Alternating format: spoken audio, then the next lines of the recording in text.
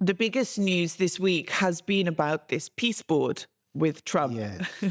And there's a lot of misinformation going around about it. People saying, Albania, they're going to pay $1 billion from our pockets, to join it, etc.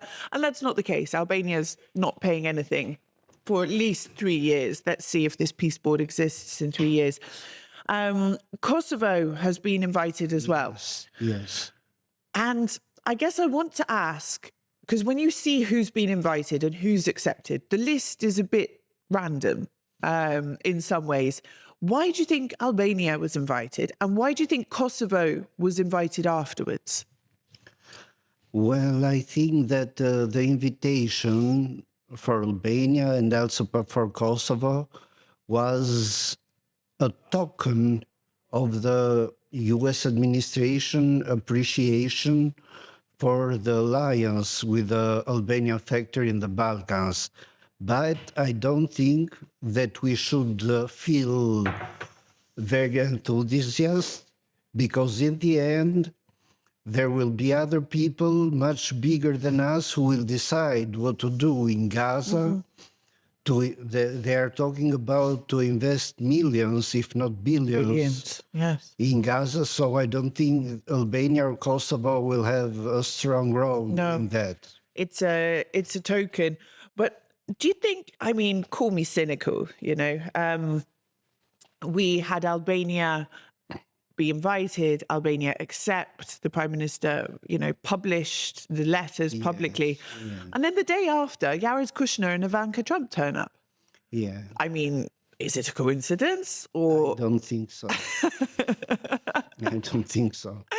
It's sort of, because, Albania is a very strong ally of the UK, of Italy, of Germany, of France. And these are countries which are not going to, at the moment, don't appear to be taking part in it.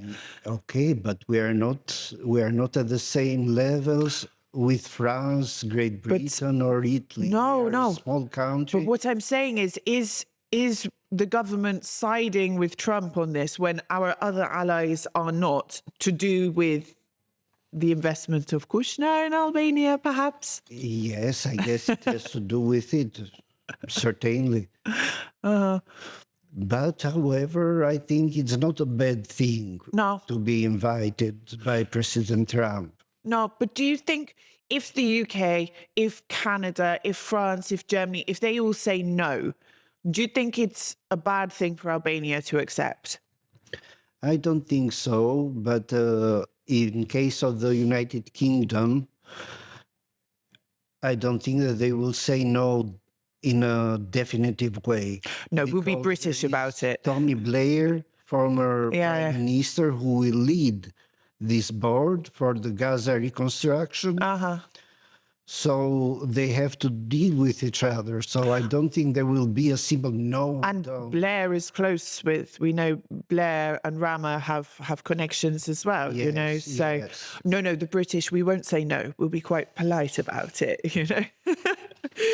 But how do you feel about this situation with Sazan Island? Do you think it's fair for such a project to be developed? I'm not against the project, but I insist for it to have transparency. We may give the Sazan Island to them, but we also need to know what will we gain in return. If everything is kept hidden, then I disagree with that. I worry about the practicality of it. Like, I stayed in the south in the summer. There was no electric. There was no water. How are you going to sustain a project of this size when already there's not enough infrastructure to support what's there? Well, in this case, I read a book, a novel, a long time ago. It was about a rich man who told to his son, if you have money, you can move the mountains. So if they have the capitals, they can resolve these problems. I worry that by resolving these problems, it's going to end up impacting Albanian people. For example, they'll take water from rivers, which people rely on for their... This is my concern, that we don't have the infrastructure or the capacity for such a project. And in order to make it happen, regular people will suffer. Will suffer. This yes. is the problem. They're suffering already, you know. But what about this hyper luxury tourism? I mean, do you think this is the right way for Albania to go? I don't think it is the right way.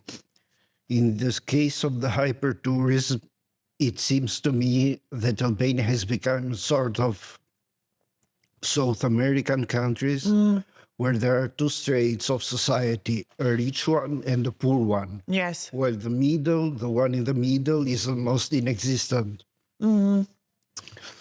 And here in Albania, there are too many expensive projects, but the money spent for them do not go to the citizens, to help the citizens.